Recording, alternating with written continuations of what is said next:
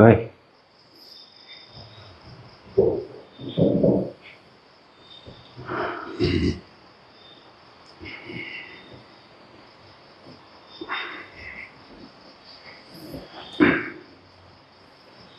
มองพี่ปวก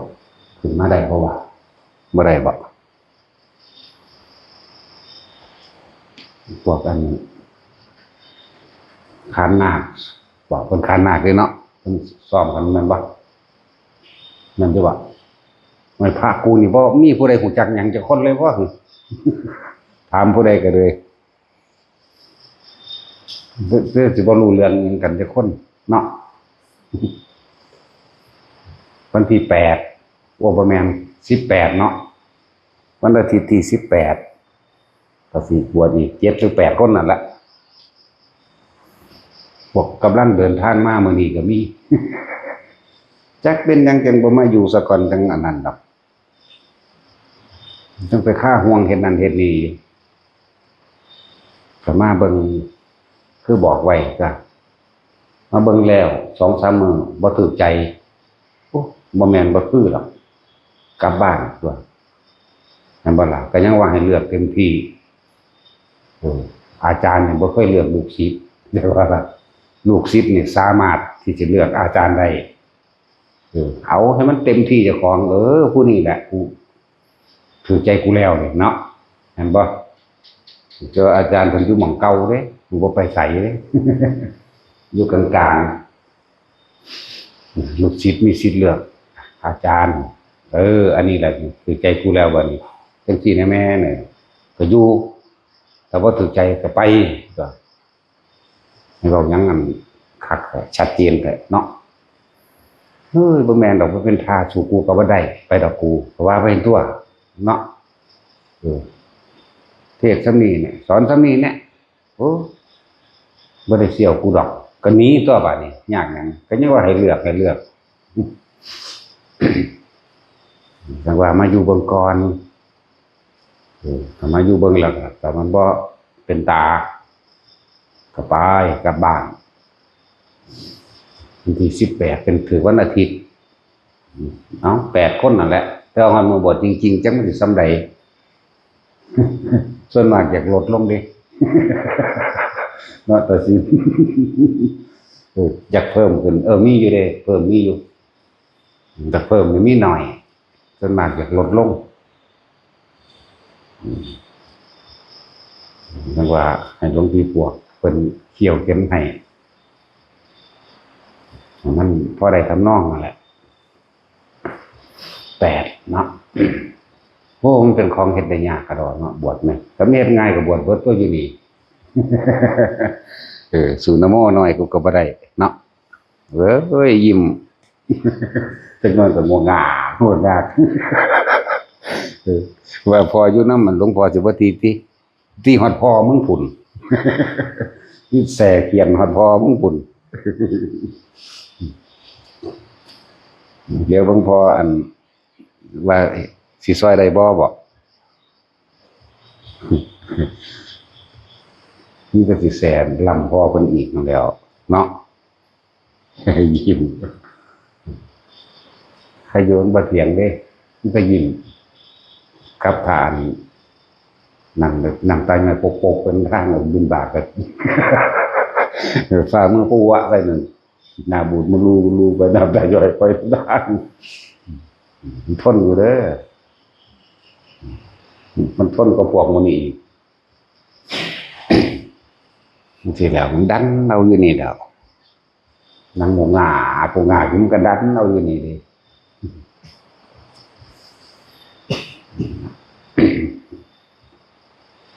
เขา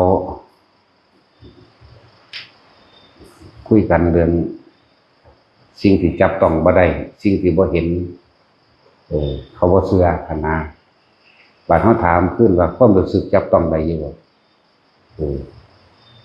คันหาเหตุผลอธิบายบ่ได้เนาะต้องชัดแล้วด้านพวกแล้วก็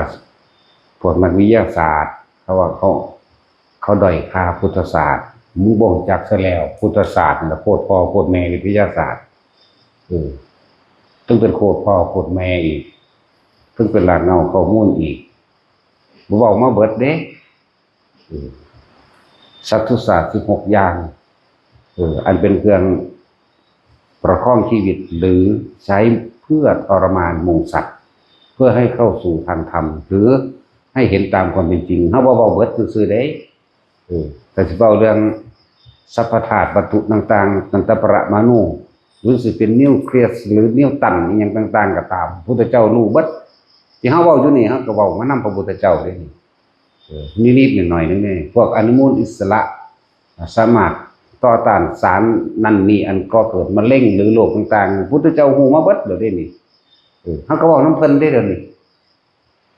อันแล้วนักวิทยาศาสตร์ขนาดพวกอัลเบิร์ตไอน์สไตน์ว่าสุดท้ายก็เอาหลักการของพุทธศาสนานี่เด้ไปสร้างระเบิดปรมาณูก็ดีปรมาณูคือมาจากไสมาจากคำว่าปรมัตถะแหละแล้วเป็นปรมาณูนะเอามาเสียงใส่เป็นอนุหนึ่งอาศัยบทสัมพันธภาพเพราะสิ่งนี้มีสิ่งนี้จึงมีได้นั่นก็เกิดสิ่งนี้จึงก็เกิดสิ่งนี้ได้นี่เมื่อเอาผสมธาตุตัวนี้ใส่ตัวนี้ก็เกิดเป็นอีกสิ่งหนึ่งอีกสิ่งหนึ่งแตกแค่นั้นออกเป็นลูกโซ่เด้แล้วจะแก้กับเก่งอยู่เด้ปัจจุบันสิว่าสิตายเข้าสู่อากาสานัญจายตนะอรูปฌานเด้แต่ว่าเสือกเข้าไปยึดในอรูปฌานที่นี่ยึดความว่างยึดไว้เด้อวิญญาณัญจายตนะก็เหมือนกันยึดอากินจัญญายตนะก็เหมือนกันอย่ายึดว่างตัวนี้ก็ดีหรือว่าเนวสัญญานาสัญญายตนะนี่คืออรูปฌานทั้งหมดเนี่ยที่บอกมา4อย่างจะว่ามีก็ใช่ไม่มีก็ใช่ยึดว่ายึดทั้งที่มีและไม่มีนี่เป็นอรูปฌานตัวที่4เลยล่ะอายุเงื่อนไหลอาสงไขยตัวนี้ยึด ว่างเพิ่นก็บ่ยึดบ่ว่างเพิ่นก็บ่ยึดเด้อฟังดีๆเด้อหมู่พระก็ดีนั่นแหละพูดถึงว่าถ้านักวิทยาศาสตร์มันเก่งจริงมันคือว่าศาสตร์เครื่องป้องกันความแก่คือมันต้องให้แก่แม่นบ่บ่แม่นว่ามาดึงเอาเมื่อภายหลังว่าเฮ็ดให้หน้าตึงหรือว่าแต่งเติมเสริมข้างเสริมจมูกทำให้ผิวพรรณเต่งตึงแก่คือเก่านี่แม่คือต้องไม่แก่แล้วก็ต้องไม่เจ็บเสียเลยนี่แม่วิทยาศาสตร์มันสิเก่งคำใดถ้าเฮ็ดสามันมีเครื่องป้องกันใดพระพุทธเจ้าเฮ็ดแล้วเพิ่นรู้จักกว่านี้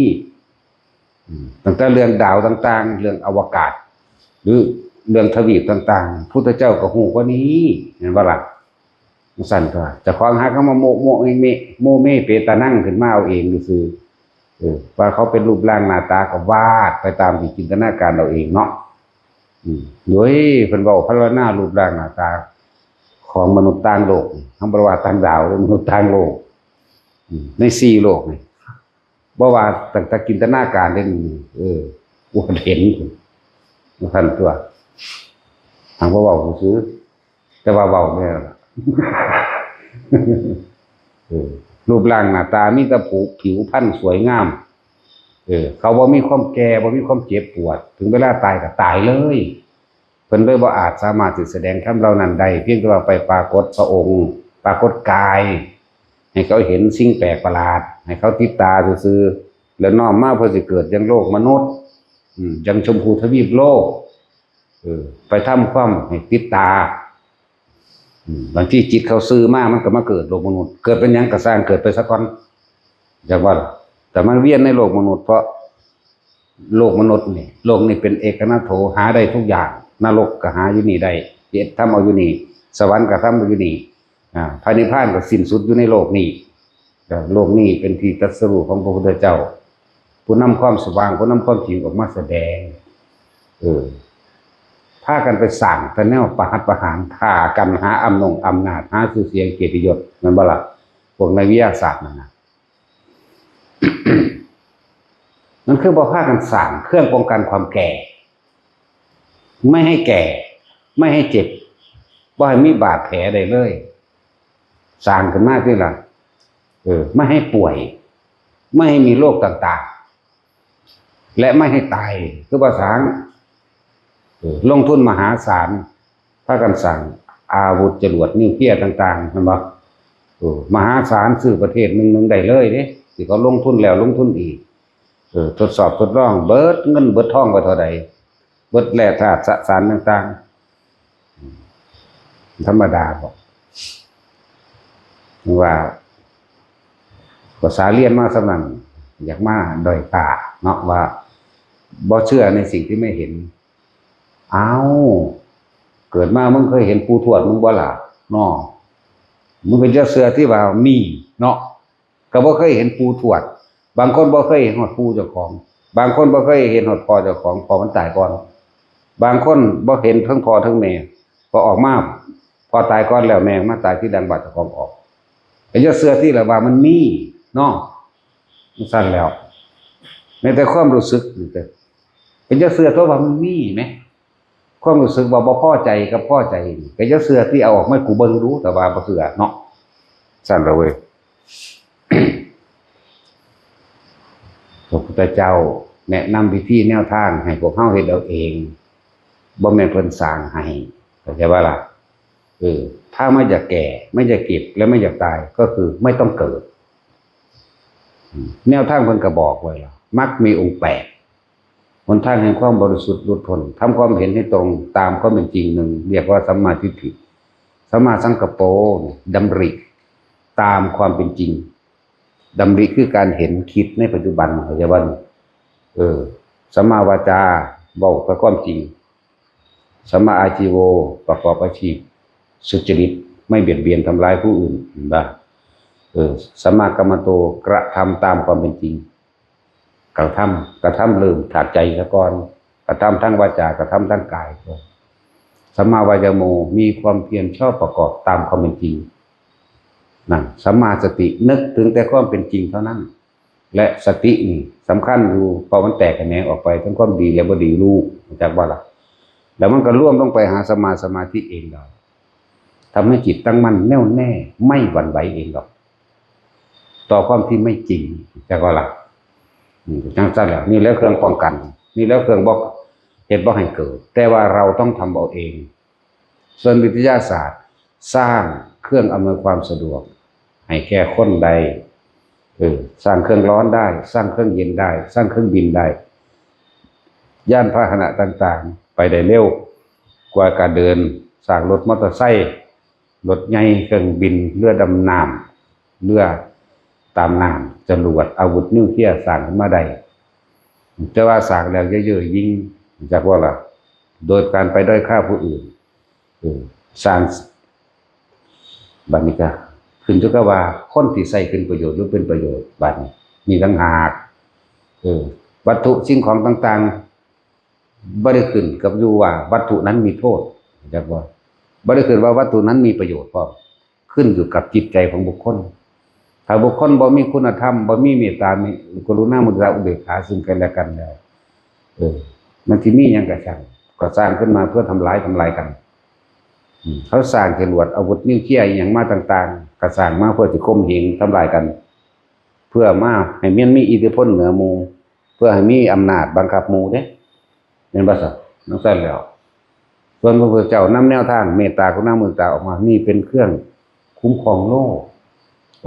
เป็นเครื่องอาศัยอยู่หมู่สัตว์โลกอยู่นำกันอยู่แล้วก็อาศัยพึ่งพาซึ่งกันและกันเพื่อความสันตินี่จะไปสำรวจดาวอันอื่นๆโอ้โหดาวเจ้าของก็ยังบ่อาจสามารถสำรวจทั้งเบิดพื้นทะเลเรามึงเห็นเบิดทุกสัดส่วนแล้วบ่ลงบ่ทันได้สำรวจเบิดทะเลจักว่าล่ะและทะเลทรายต่างๆคือว่าสร้างทะเลทรายให้กลายเป็นดินล้วนเพื่อปลูกสรรพสิ่งของอันเป็นอาหารอยู่ได้หนึ่งบ่มีสองคืออาหารสัตว์โลกเกิดมาในอาศัยที่หนึ่งเลยคืออาหารแม่ว่าล่ะมึงสิขี่ยานอวกาศไปทั้งใดก็สร้างมึงก็เอาอาหารอยู่ในโลกไปกินน้ำเนาะแม่นบ่ครับนี่แม่คือว่าสร้างสิ่งเหล่านี้ขึ้นมาภูเขาหินหรือมันมีหิมะตกหยังก็แล้วแต่สามารถที่สิทดสอบทดลองซึ่งบ่ได้ใช้ลงทุนหลายซ้ำสร้างจรวดนิวเคลียร์ตัวเดียวแม่นบ่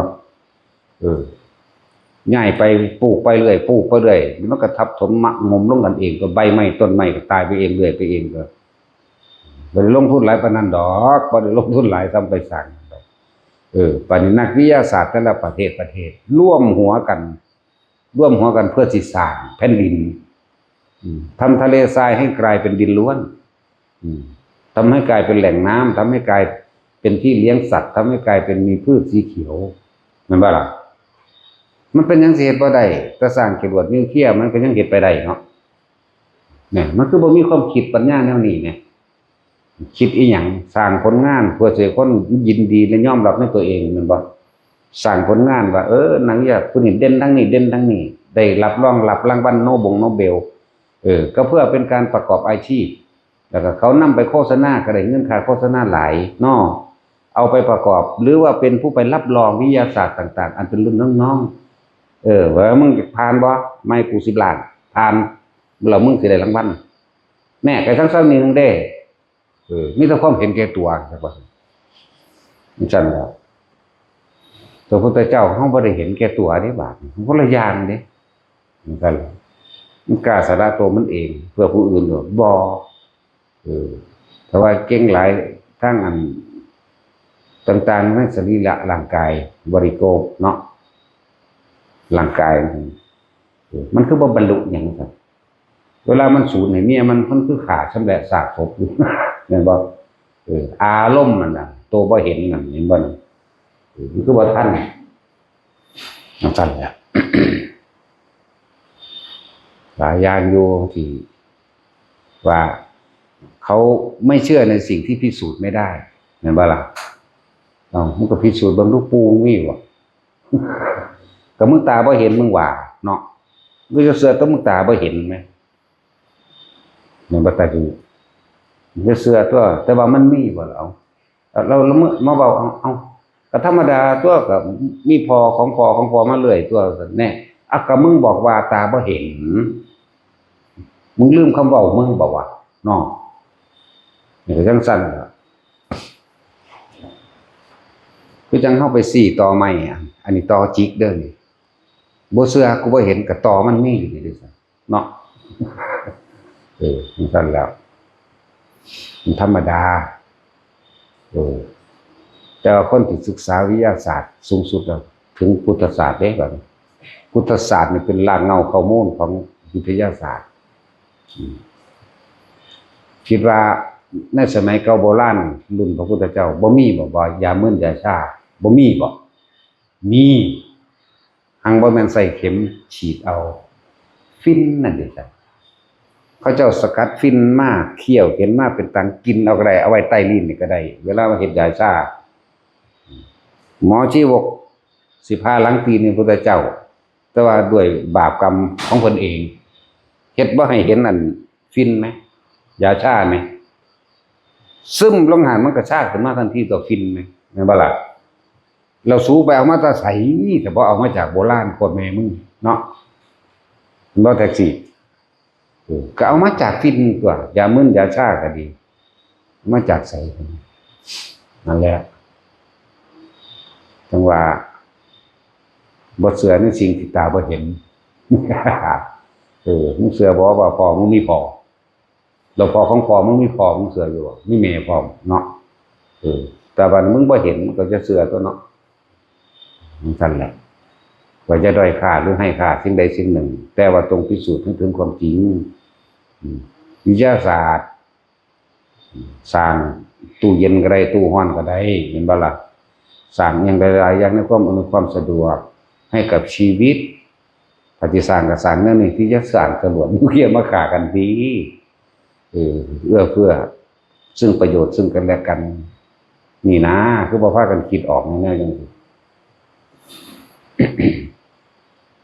แต่มึงแน่มันก็ต้องสั่งเครื่องป้องกันความแก่เนาะเครื่องป้องกันความเจ็บเครื่องป้องกันความตายบ่มีผู้ใดสามารถเลยเห็นบ่มีแต่ยอมรับกับมันเราปล่อยเท่านั้นเองเนี่ยเงินก็เหมือนกันถ้าคิดว่ามันซื้อได้ทุกอย่างมึงคือบ่ซื้อเวลาย้อนกลับเอาซั่นมึงรวยมึงเฒ่าปานนั้นเนาะมีเงินแสนล้าน โอ้ยกูเฒ่าแล้วกูสิซื้อเวลาให้กูซ้ำ20 ปีมึงซื้อได้บ่ล่ะก็ซื้อบ่ได้เดี๋ยวมึงซื้อความป่วยได้บ่เนี่ยซื้อความตายได้บ่ก็บ่มึงจ้างผู้อื่นไปป่วยแทนมึงได้บ่ก็บ่นั่นแล้วจะคิดว่าเงินซื้อได้แล้วทำได้ทุกอย่างนั่นแหละเว้าแบบบ่รอบคอบอยากบ่ล่ะเงินว่าเฮ็ดได้ทุกอย่างบ่ได้มันคือบ่ซื้อพ่อกับแม่มันขึ้นมาครับเนาะผู้มันตายไปแล้วซื้อความป่วยให้เจ้าของก็บ่ได้ซื้อความเจ็บให้เจ้าของก็บ่ได้คือจะให้มันเจ็บด้วยแหมต้องซื้อไว้แหมเนาะอันเจ็บแล้วบางคนมันสิเถียงว่าเป็นจังสิบ่ได้ก็ให้หมอฉีดยามึนหมายความว่าบ่ให้มันเจ็บเลยเห็นบ่ซั่นดึงหน้าดึงตามก็ดึงเถ่าๆคือเอาตัวสิดึงไปใส่เลยมันบ่แม่นซื้อได้ดอกดึงมาแต่แม่มันก็ดึงไปตายนั่นแหละแต่คือเก่าก็มึงเฒ่าก็มึงจะไปดึงพวกมันมีเงินเลยเนาะว่าแต่สิคือมันต้องป้องกันไว้เลยนี่เนาะจังแล้วเพิ่นเข้าใจว่าเพิ่นเรียนสูงเพิ่นรู้เด้บ่รู้ว่าเจ้าของกำลังยึดติดหยังบ่รู้ว่าเจ้าของกำลังทุกข์กับเรื่องใดจังเนาะบ่รู้แม้กระทั่งความรู้สึกเจ้าของว่ากำลังบ่พอใจคนที่บ่เห็นตามเจ้าของนั่นนี่แหมก็มันบ่แม่นวัตถุตาบ่เห็นก็รู้สึกได้แล้วโมโหมันเป็นไดเอามันเป็นตัวจังไดความรู้สึกน่ะมันบ่ได้เห็นเด้ล่ะอยู่ในใจเจ้าของมันเฮิบๆอยู่นั่นแหละอันนี้แค่เฮาบอกให้ฟังซื่อๆเด้อบ่ได้ต้องการชนะหรือแพ้กับไผ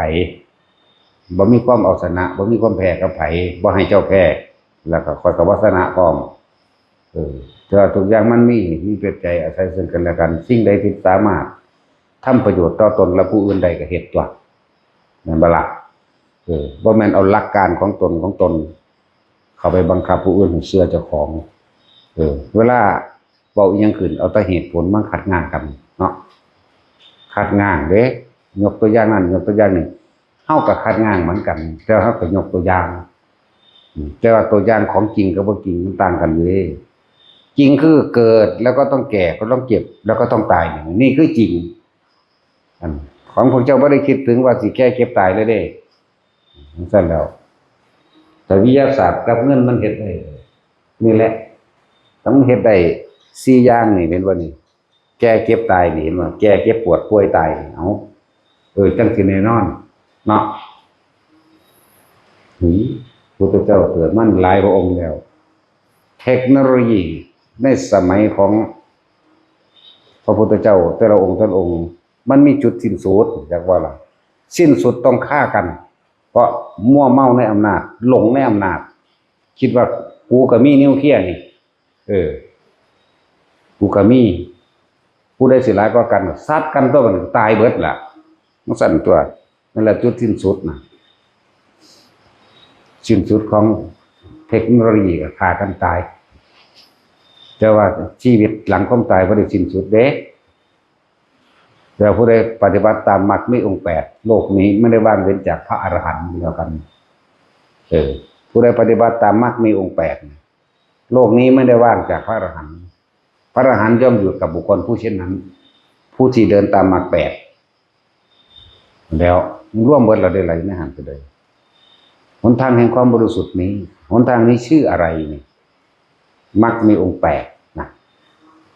ชื่อว่าหนทางทั้ง8นี่แหละชื่ออย่างแล้วเพิ่นก็ไล่ไปที่ละแล้วพวกเฮาบ่อาจสามารถที่จะไปปรับให้ได้ดอกพวกเฮาดึงย้อนขึ้นมาปรับตัวเองเถอะ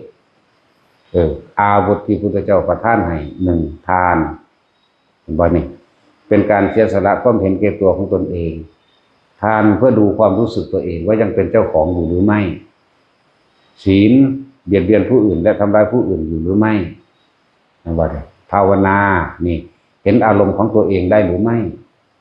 ภาวนาภาวะหรือภาวะแปลว่าพ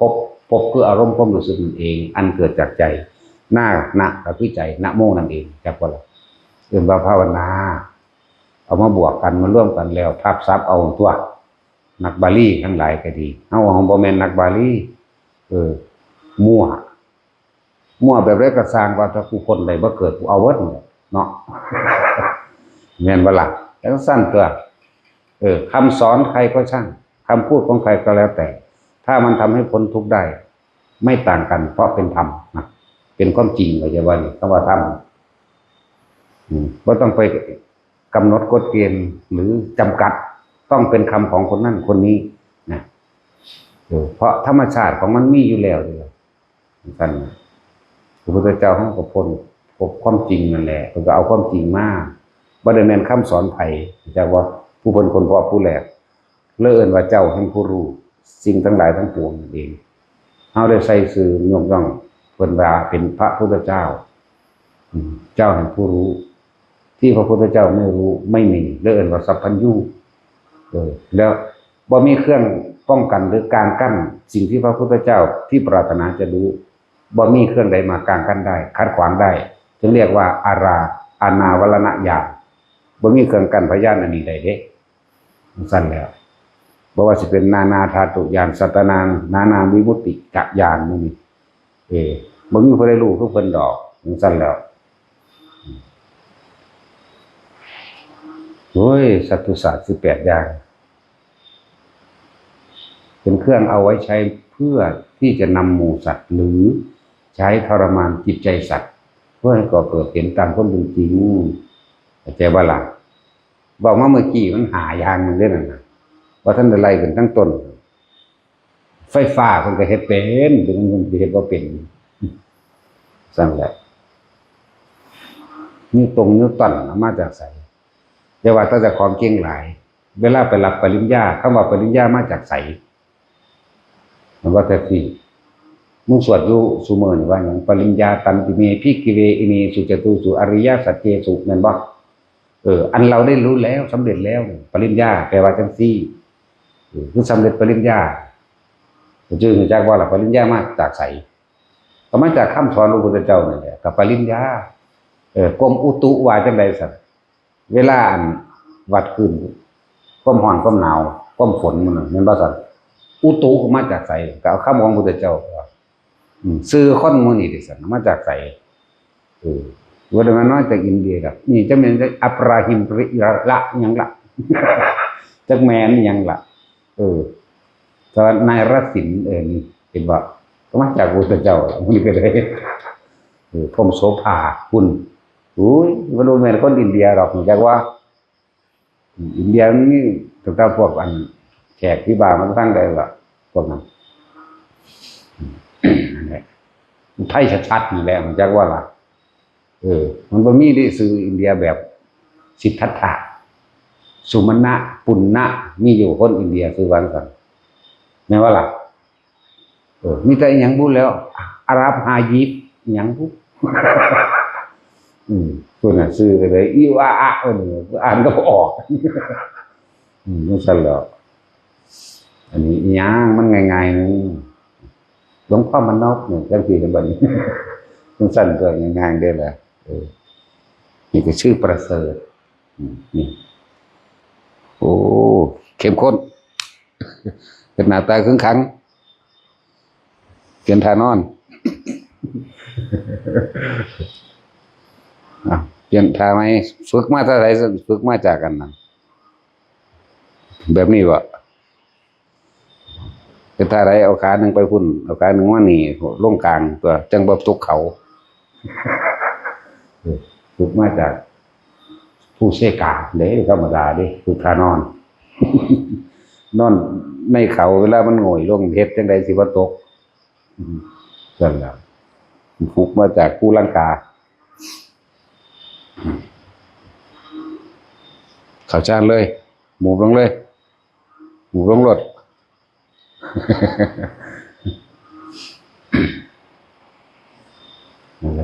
อายุคนเฮามันสั้นๆนึงเด้อดีบนึกถึงเขามาในความรู้สึกตนเองความรู้สึกทั้งหลายเป็นภพเรียกว่าภาวนาอาวุธเพิ่นให้มา10อย่างแล้วล่ะท่านสิเนกขมะปัญญาวิริยะขันติสัจจะอธิษฐานเมตตาอุเบกขา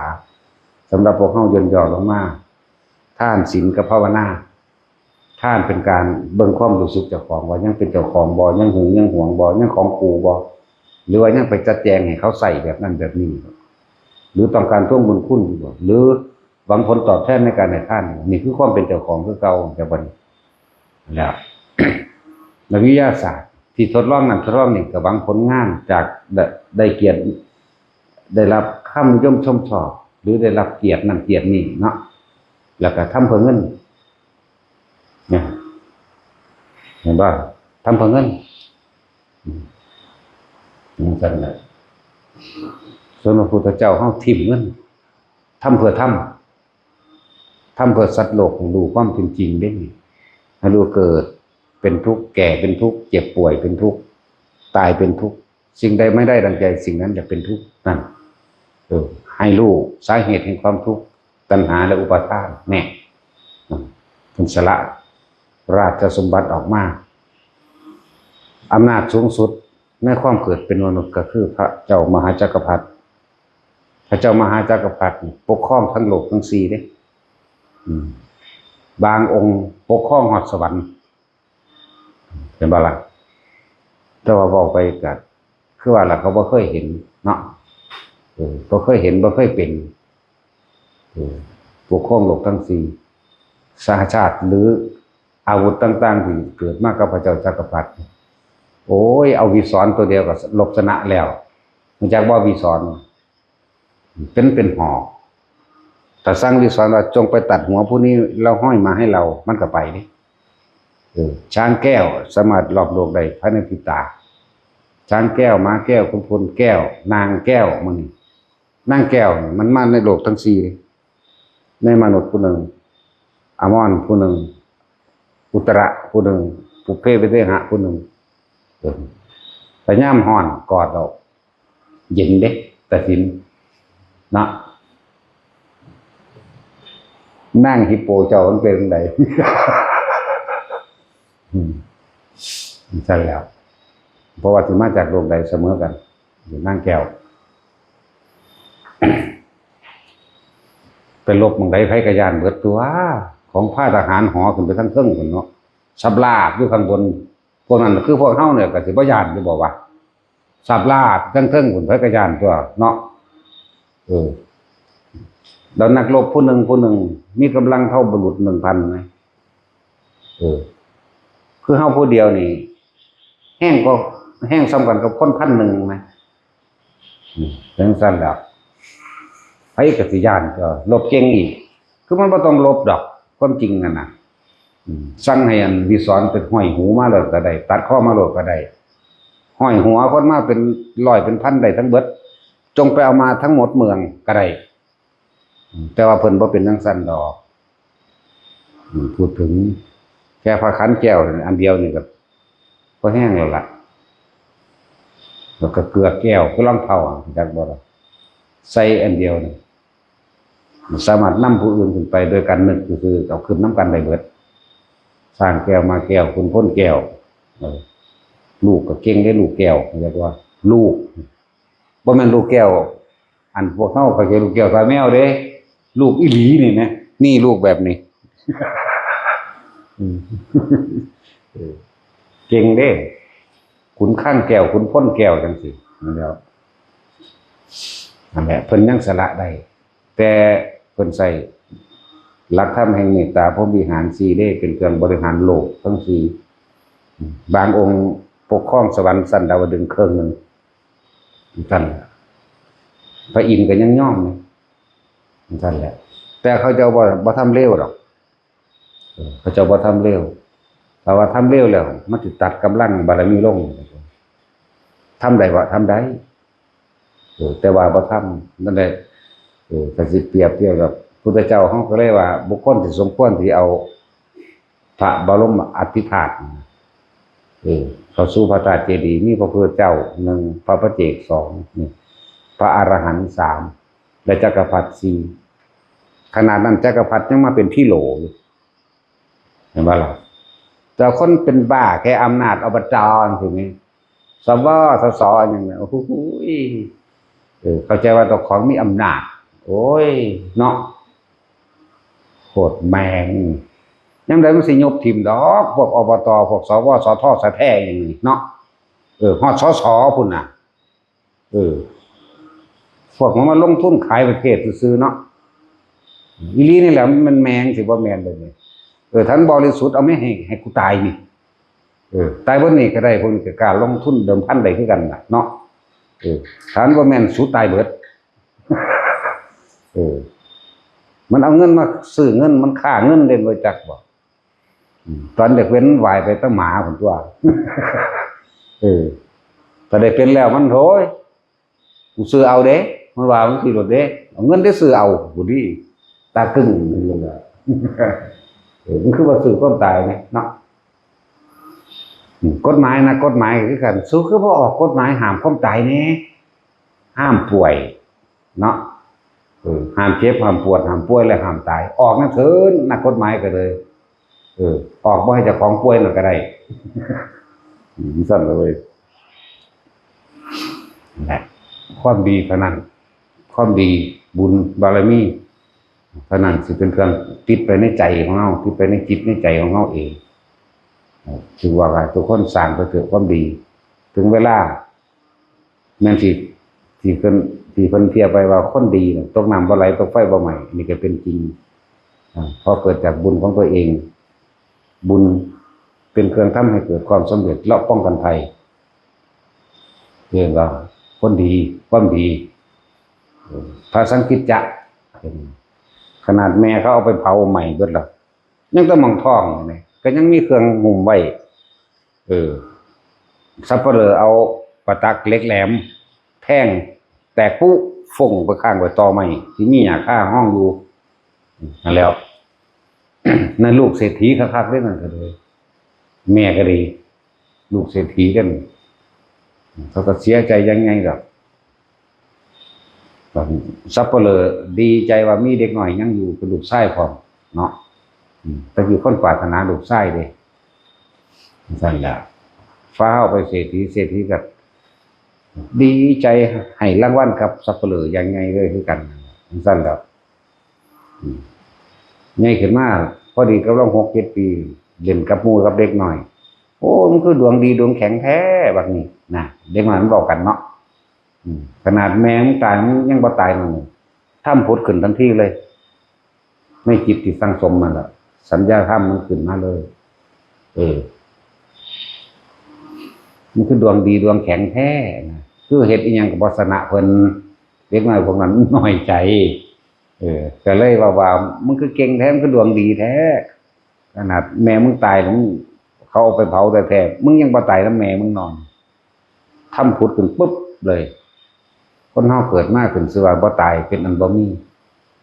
ถ้าบ่อยากตายก็ต้องบ่เกิดนะจังความสลดสังเวชใจพอดีตากระย่ายเป็นอุปถากภาษาลีบุตรอยู่แล้วนะเห็นบ่มันเป็นของมันเอาเองดอกที่เฮาว่าสะสมไปเถอะถึงเวลาแล้วมันนั่งเป็นดอกนะผมไปปรึกษาภาษาลีบุตรก็ไปถามตัวของเพิ่นเบิ่งก่อนตัวเพิ่นเองของได้ยังความสลดสังเวชนึกถึงความตายอยู่แล้วในใจเพิ่นเอิ้นว่ามรณานุสติเป็นอารมณ์อยู่แล้วเด้หลังจากมือสะเทือนใจมานั่นระลึกอยู่ตลอดได้บัดเฮ็ดจังได๋สิว่าเกิดเฮ็ดจังได๋สิว่าตายนี่ระลึกมาเรื่อยๆนั่นแล้วพอดีพระสารีบุตรให้หมู่ตากะย่าไปถามแล้วว่าอยากบวชนะทั้งนี้ก็ดีใจมีความโมทนายินดีไปด้วยกันไปหาภาษาเรือโกนผม3 เทื่อได้ล่ะว่าผมที่ตกลงสู่แผ่นดินบรรลุอรหันต์นั่นสั่นล่ะนี่คือสังฆิตสนเนนคนที่มีอุปนิสัยในการสิบรรลุธรรมนั่นตั้งใจฆ่าก็ว่าตายแถมซ้ำเพิ่นได้ลูกศิษย์ที่เป็นโจรอีกเด้หนักนั่นเด้ภิกษุ30 รูปเป็นพระบวชใหม่เรียนกรรมฐานหาจากพระพุทธเจ้าแล้วว่าไปเพิ่มไปอยู่ป่านั่นแต่ว่าก่อนที่สิไปกราบพี่ชายของเธอเนี่ยหมายถึงภาษาลีบุตรภาษาเพื่อภาษาลีบุตรที่นี่นั่นนี่ไปนำประกาศภาษาลีบุตรแล้วภาษาลีบุตรฝากเน้นไปนำนี่เน้นอรหันต์ได้บาดท่านพาว่าโอ้ยอยากย่านไปเป็นพระราบ่เอาไปนำดอกเอาไปเถอะเจอฟังอุปชาอาจารย์ของเธอแหมก็เลยได้เอาไปนำพอฟังความอาจารย์เด้สั่นแล้ว เมื่อไปอยู่ป่าให้พากันทำจิตของสมณะบ่ได้ผูกขี้กันอยู่ไผอยู่มันแต่ว่าส่งสัญญาณกันไว้ว่าถ้ามีเกิดเหตุการณ์ร้ายหรือสิต้องการประชุมอะไรหนึ่งตีละครั้งนั่นแหละเมื่อนึงอีตาเฒ่ามาตะทั้งใดแล้วเกิดความอดอยากแห้งแล้งคิดว่าจะไปขออยู่ลูกสาวเดินทางผ่านมาพอดีสิหามื้อบ่ได้กินข้าวเห็นหมู่พระสงฆ์องค์เจ้าสันอยู่หั่นเฮาคงสิได้อาหารจากหมู่ภิกษุทั้งหลายเราไปขอกินไปกินมากเลยเฮาเสร็จงานเบิดมื้อก็บ่ได้กินดีปานนี้ว่าเด้เลิกขออยู่อุปถัมภ์อุปถากอย่างดีนั่นละที่แรกก็เลยอุปถัมภ์อุปถากอย่างดีกับเน้นถ้าการกวาดกวาดตาดอันนั้นนี่กับเน้น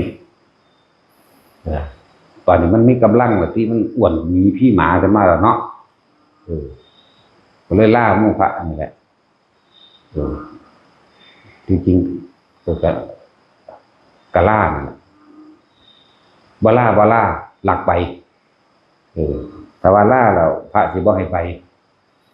พอสำคัญตนว่าถ้ากูไปพระก็สิว่าบ่มีผู้ใส่ก็สิบ่ให้กูไปกูต้องหนีไปเลยเลยหนีไปเลยหนีไปในทางเดินทางไปเลยไกลเติบ10 กว่าโลแล้วล่ะประมาณโดย1 โยชน์นั่นแหละไปถึงหมู่โจรที่หมู่โจรเขาปล้นกี่มาแล้วเขาประสบความสำเร็จหรือเขากำลังสิหาเลิกออกปล้นนั่นแหละต้องการบูชายัญเขาเฝ้าอยู่เบิ่งก็จะบูชายัญโดยคนโดยเอามนุษย์ไปบูชายัญ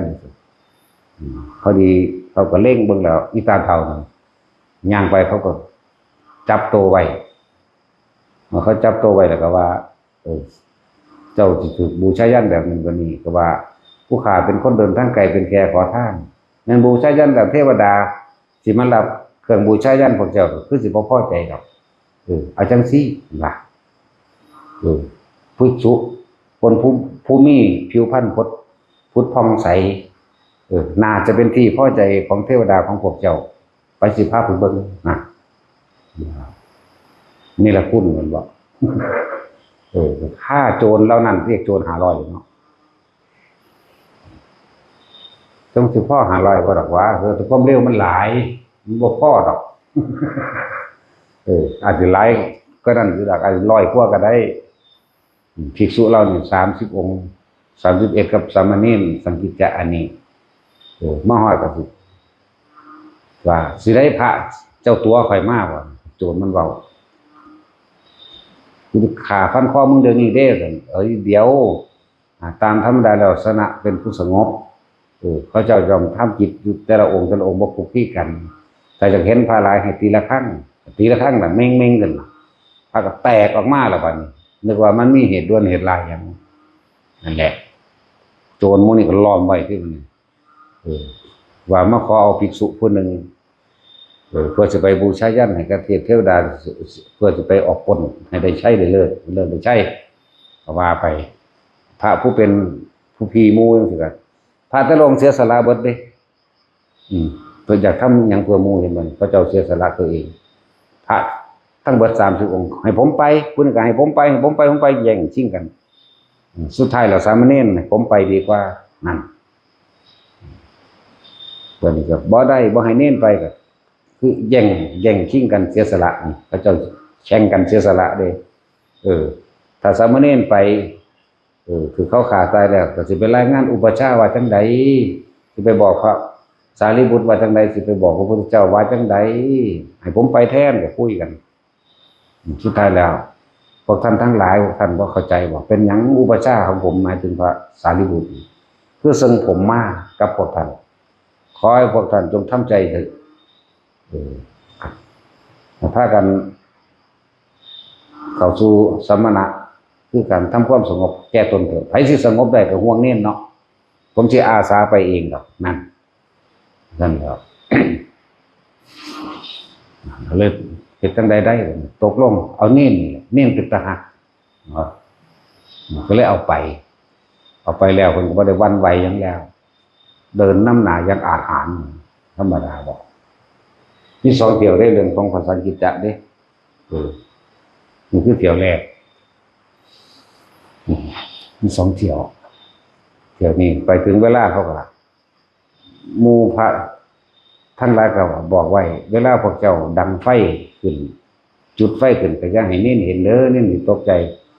เวลาพวกเจ้าฝนมีดก็อย่าให้เน้นเห็นเด้อเน้นสิตกใจก็สั่งไว้อย่างดีเด้บ่สั่นกับผู้ขาไปแทนซะก็ขออ่อนวอนเด้สั่นแล้วแต่ถึงเพิ่นบ่ได้หวั่นไหวติมันเป็นพระอรหันต์ปฏิสัมภิทาญาณก็ก็ฮู้เพิ่นฮู้บ่แห้งแล้วว่าอุปชฌาย์เพิ่นหรือพระพุทธเจ้าส่งมาเพื่อการนี้แต่ถึงก็นั่งสมาธิเสยพอมันถึงเวลาฝนมีดดังไฟไว้แล้วเดี๋ยวเบิ่งหน้าสามเณรยิ้มแย้มแจ่มใสผ่องใสบ่มีความหวาดบันกันข้ามบันไหวบ่มีส่งชานเจริญชานจังซั่นเพิ่นล่ำดาบก็ฟันลงครั้งที่1ดาบก็โค้งงอเขานี่เพิ่นว่าโค้งตามข้อหรือว่าดาบเฮาอ่อนเกินไปว่าดัดใหม่เอาตัวใหม่มา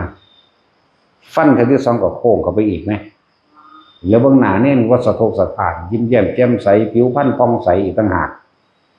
จังซั่นแหละตายแล้วดาบนี่บ่มีจิตแท้ๆก็ยังเห็นคุณของสามเณรเฮาก็เป็นคนแท้ๆก็สิบ่มีจิตสำนึกสิ่งใดเลยบ่นั่นแหละจังว่าจังก้มลงกราบขอคุบเข่าขอขมาให้บ่ขอขมาสามเณรเพิ่นก็ให้โทษให้อภัยโทษไปในสุดท้ายแล้วสามเณรสังคิดจะบวชเณรพวกนี้ล่ะส่วนพวกภิกษุทั้งหลายแล้วนั่นมันสิไปนั่งสมาธิเดินจงกรมได้จังได๋ทั้งเหลือตัวเณรทั้งคิดฮอดเณรทั้งหลายอย่างเนาะนั่นแล้วประมาณจะค่ำๆแน่เลยแหละต้อง 4-5 โมงนี่แหละกลับคืนมาแล้วบัดเห็นเณรย่างน้ำหน้าแล้วอันเณรใหญ่เณรเฒ่าเณรโจรนั่นน่ะย่างน้ำหลัง500เนาะพากันดีใจว่าซั่นแหละซั่นล่ะกลับมาก็เว้าเรื่องเล่าให้ฟังเรียกว่าเดี๋ยวสิพาลูกศิษย์เหล่านี้คือไปหาพระศาสดาซะก่อนนั่นทางนี้เขาก็ใจของเขามันก็สงบลงแล้วก็บ่ห่วงหยังดอกเนาะภิกษุ30รูปนี่บ่ห่วงแล้วผ่อนคลายออกมานั่นแหละเป็นว่าไปหาพระเจ้าพระเจ้าบอกสังกิจจะเธอได้ลูกศิษย์มาเหรอเจ้าข้าเธอจงไปหาอุปชฌาย์ของเธอเถิดนั่น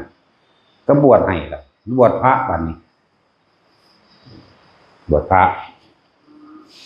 พุทธเจ้าแสดงธรรมสั่งบรรลุอรหันต์มั้ยบรรลุเร็วกว่าพวก3ชั่วโมงนั่นอีกโจรก็เลยโอ้ยเนาะจังซั่นแหละเนี่ยคืออีกเรื่องนึงเรื่องที่2ก็เรื่องของสังกิจจะสำเร็จคือกันเด้ในระหว่างเพิ่นเดินทางไปนั่นแหละเกี่ยวกับการว่ารักษาสัจจะมีคนคนหนึ่งถูกโจรไล่มาบอกว่าพระพุทธเจ้าสามเณรเป็นที่พึ่งของผู้ฆ่าแต่ผู้ฆ่าเดินทางไปทางนี้แต่เห็นคนไปทางหน้านั่นบอกว่าบ่เห็นเด้อจักว่าล่ะจังซั่นแหละเพิ่นก็ผ่านไปว่าบ่เห็นนั่นแหละทีแรกบัดนี้ต่อมาโจรที่ไปปล้นมาจากเมืองสาวัตถีแต่ว่าถูกทหารไล่ติดตามมาที่ก็เขียนว่าโจร500อีกแล้วล่ะคือสิบ่พอ500ดอกวาง30กว่านี่ละบาทเห็นสามเณรนั่งลัดทางอยู่มันหนักสมบัติที่ว่ากันพิมพ์ไว้ครับพากันพิมพ์เขาไปเป็นพอสามเณรต้องเป็นที่พึ่งให้พวกกับผมด้วยพวกผมถูกทหารไล่มา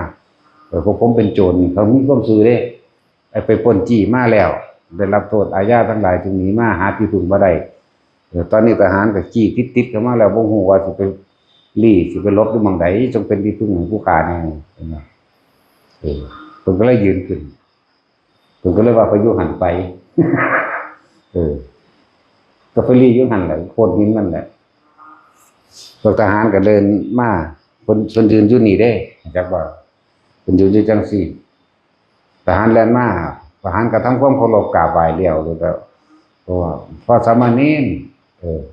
ท่านเห็นหมู่โจรทั้งหลายแล้วนั่นได้ผ่านมาทางนี้บ่เพิ่นเคยยับมาก้าวหนึ่งตั้งแต่อาตมายืนอยู่ตรงนี้ไม่เห็นใครเลยว่าซั่น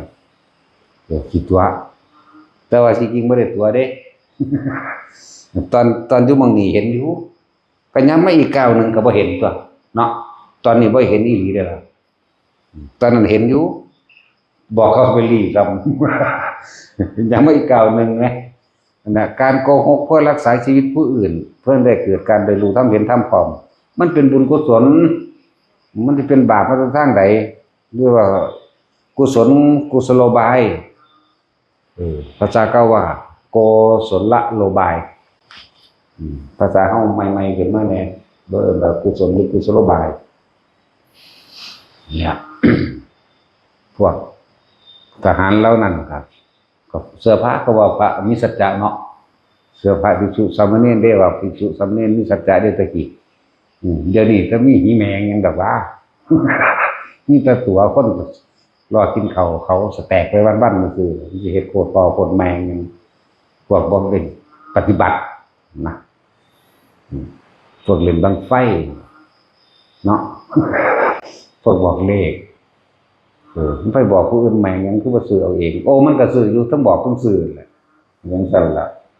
หาคิดว่าในสุดท้ายแล้วพวกมหาโจรทั้งหลายเหล่านี้สมากราบทำความว่าท่านตามธรรมดาแล้วภิกษุสามเณรเป็นคนมีสัจจะโจรมันเบาแต่ว่ารู้แล้วว่าท่านคือบ่มีสัจจะผมก็เลยบอกฟังดีๆตั้งแต่อาตมายืนอยู่ตรงนี้เห็นพวกท่านอยู่แต่ว่าหมายถึงว่าแต่อาตมาขยับมาตรงนี้ไม่ได้เห็นพวกท่านเห็นว่าล่ะแต่พวกท่านก็ได้ชีวิตจากอาตมาเราสิบอกว่าอาตมาบ่มีสัจจะได้จังได๋นี่ก็เลยยอมรับมันก็พาไปบวชอีกแล้วจังซั่นแหละในเรื่องของสังกิจจะสมณีมี2เหตุการณ์จริงๆหลายก็นั่นคือดอกเยอะแยะปราบหน้าปราบนั่นปราบนี่ก็มีทั้งเก่งทั้งน่ารักเพราะฉะนั้นพระพุทธเจ้าสิบวชพระให้ติบวชพระมีอยู่4องค์เด้อเน้นน้อยบวชพระ7 ขวบนี่สังกิจจะสมณีนี่บวชแต่น้อยเลยเพิ่นเป็นตาฮักทั้งเก่งผู้สร้างก็มีผู้อยากไปเก่งหัวก็มีนะครับแล้วเอาท่าไม่เลยเว้ยนอนลงดีๆนี่นอนลงนี่รถจังบ่ข้อพับโสปากะบวชโดยการตอบปัญหา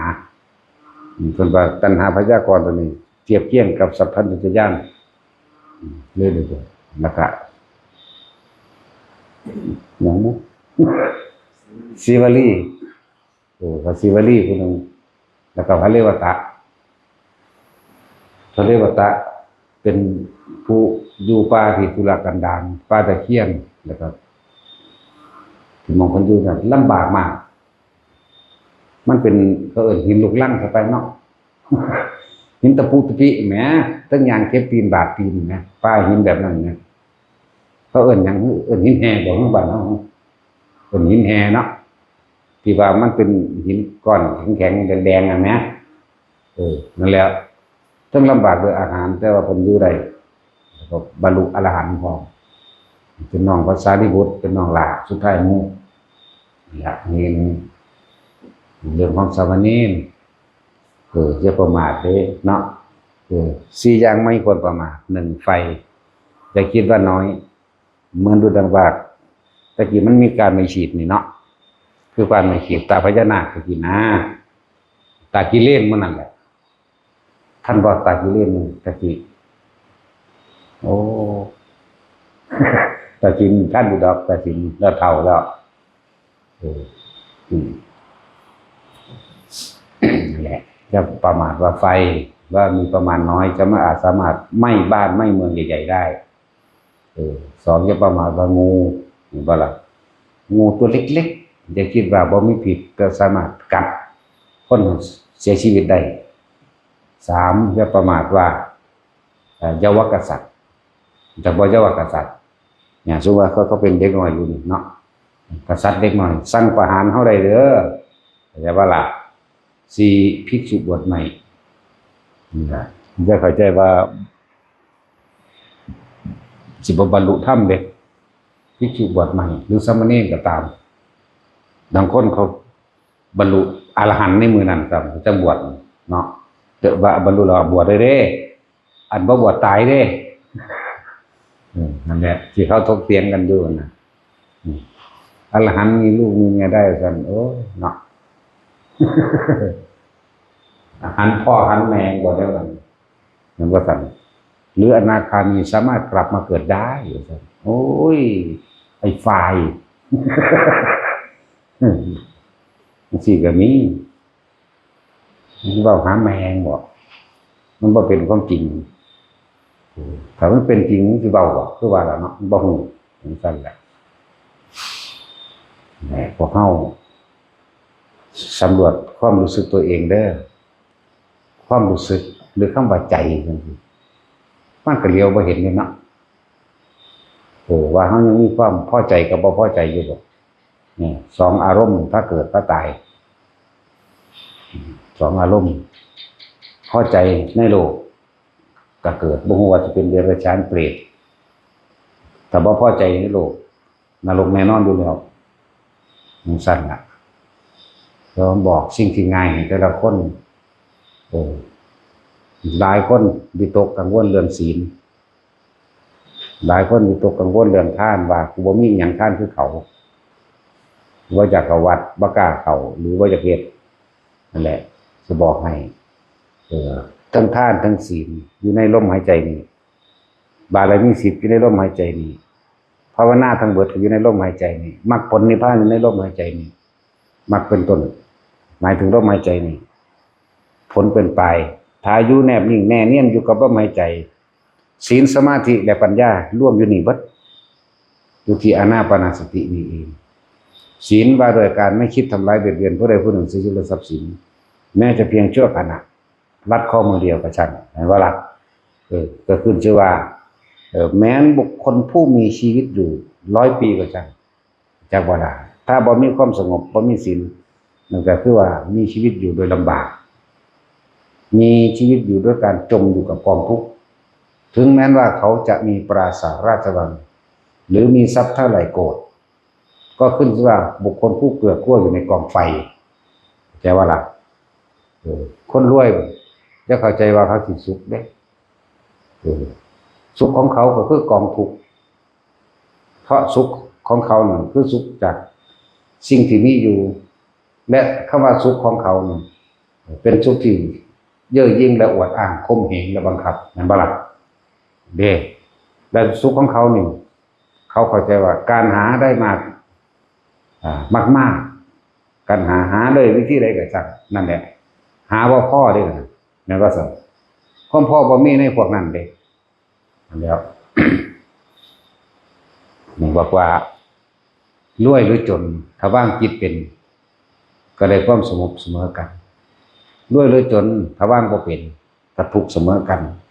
หรือจนหรือรวยเกิดมาแล้วก็แก่เจ็บป่วยตายเหมือนกันเสมอกันผู้ใดนำธรรมนี้เข้าไปฝึกหัดปฏิบัติตนเองก็เข้าถึงพระนิพพานเสมอกันบ่ได้เลือกแล้วก็บ่ได้เลือกศาสนาอีกเพราะธรรมะแปลว่าความจริงของทุกชีวิตสรรพสัตว์มีความเกิดเป็นเรื่องมีความแตกดับเป็นธรรมดามีความเกิดความแก่ความเจ็บความตายเป็นธรรมดาเสมอกันกินข้าวคือกันเบิดโลกนี่กินข้าวคือกันมันสิเก่งปานใดนักวิทยาศาสตร์มันบ่สแตกข้าวบ่เนาะขนาดว่ามันบินไปในอวกาศมันก็นำอาหารนี่ได้พกไปนำเนาะอาหารของนักบินเป็นเจลเป็นเยี่ยวใสๆคือขี้มูกนี่ดอกสารสกัดอาหารก็นั่นยอดมันเอามาจากธรรมชาติที่มีอยู่นี่จะเอามาจากแมงอย่างเนาะบ่เห็นว่ามันไปกินฝุ่นดาวอังคารดอกเห็นบ่ล่ะนั่นแหละจังว่าอันใดที่มันเป็นประโยชน์ให้นำมาใช้คำว่าประโยชน์ต้องไม่มีโทษแก่ผู้ใดผู้หนึ่งทั้งตนเองและผู้อื่นเด้เนี่ยทุกสิ่งทุกอย่างไม่ได้ขึ้นอยู่กับสิ่งของขึ้นอยู่กับใจเฮาเองขึ้นอยู่กับตัวใจเฮาเด้อโลกนี้สัตว์ถ้าว่าเจริญโดยวัตถุก็เจริญเพื่อทำลายตนนั่นแหละ พื่อสู่การเจริญโดยธรรมเลยธรรมะอันเป็นเครื่องปกครองโลกรักษาโลกให้เกิดความสันติโลกสิมีอายุยืนต่อไป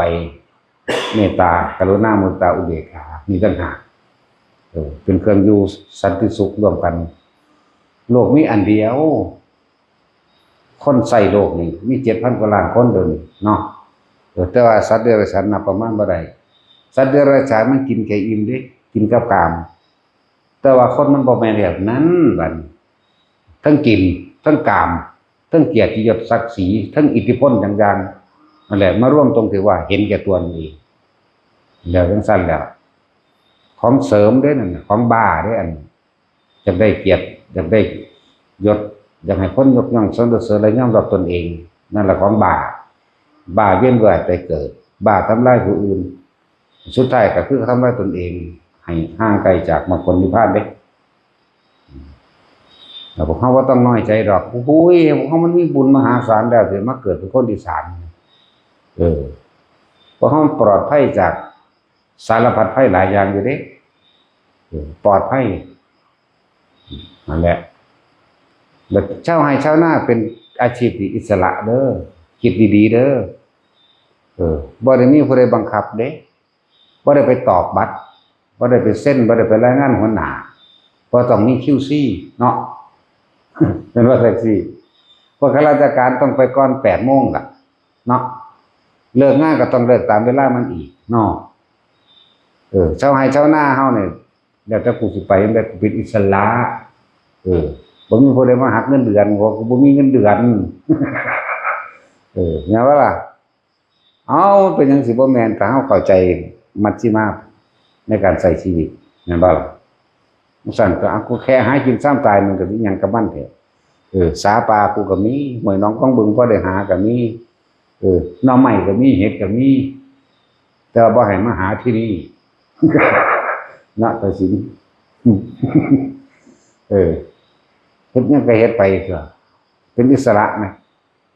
บ่ต้องระแวงระวังหัวหน้าเจ้านายบ่ต้องมาทำความเคารพในพลในพันไหลลงมาฮอดหน้าสิบ่ต้องไปตอกบัตรบ่ต้องไปฉีดตัว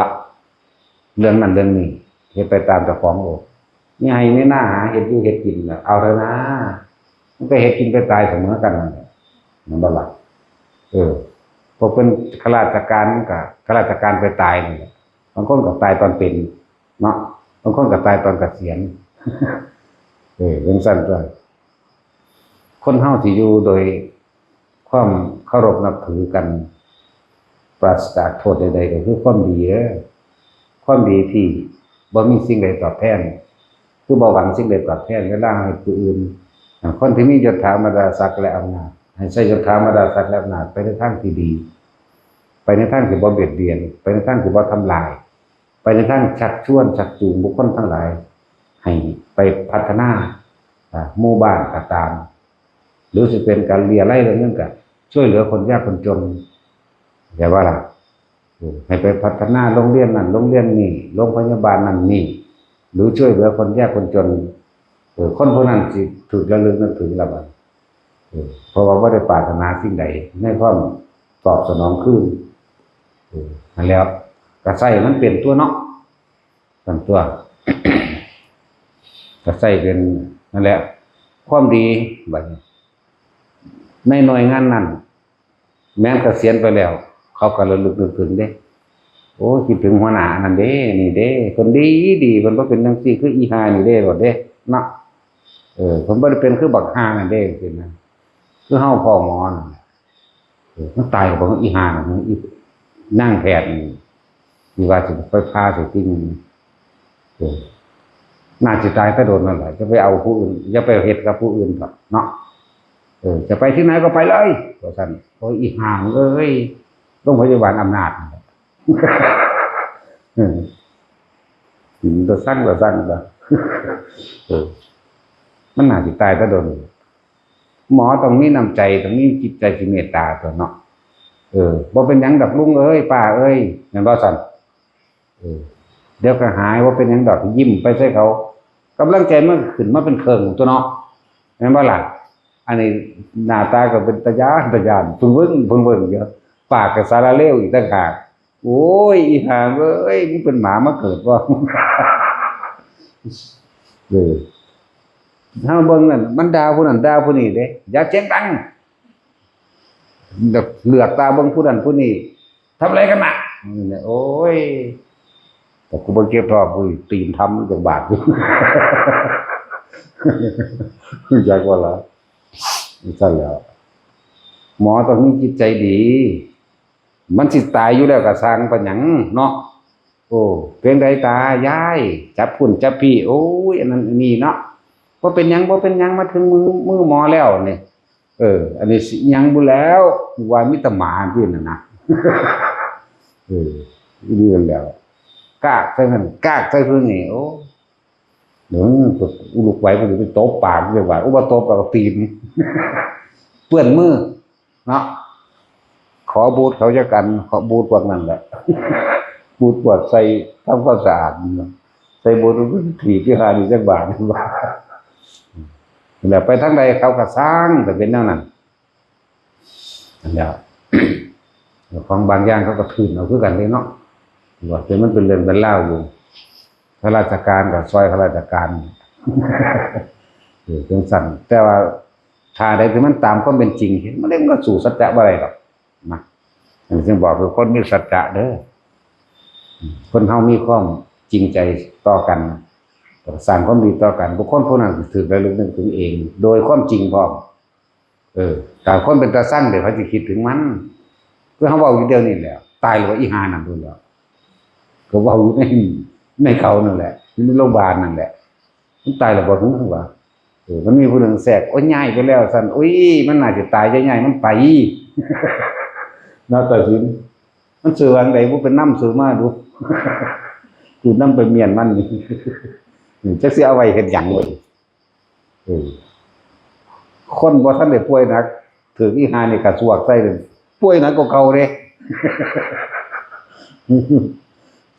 คนกำลังนั่นอยู่แล้วซักแงกๆเขาเลยเพราะว่าเขาเห็นแล้วมันเหมือนหน้าจ่ายมันบาดๆอยู่สั่นก็มันขึ้นหน้าสุรกายอยู่เนาะว่าขึ้นแล้วหรือว่ากูตายไปแล้วนั่นแล้วคนป่วยก็เลยสั่นแหละพยาบาลแต่มันสิอยากเป็นแมงแต่มันเป็นสั่นเนาะจิตใจก็บ่ดีบ่งามเลยโลกขาดศีลธรรมจักว่าล่ะมันเป็นจังซี่แหละเอาแต่อาชีพเอาแต่ตำแหน่งแต่ว่าบ่ฮู้จักศีลธรรมความเมตตาซึ่งกันและกันโลกนี่พึ่งพากันเด้แต่ว่ามีคนป่วยมึงสิได้รักษาบ่อีห่ามึงเนาะจังซั่นตัวมึงก็ต้องมีจิตใจดีแต่มึงเป็นหมอหรือมึงเป็นหมาแล้วกันแน่เนาะล่ามใส่หมอใส่หมาตัวละบาดถ้าบ่มีคนป่วยมันก็บ่มีหมอตัวตำรวจก็คือกันแต่บ่มีผู้ร้ายก็บ่มีตำรวจทหารก็เหมือนกัน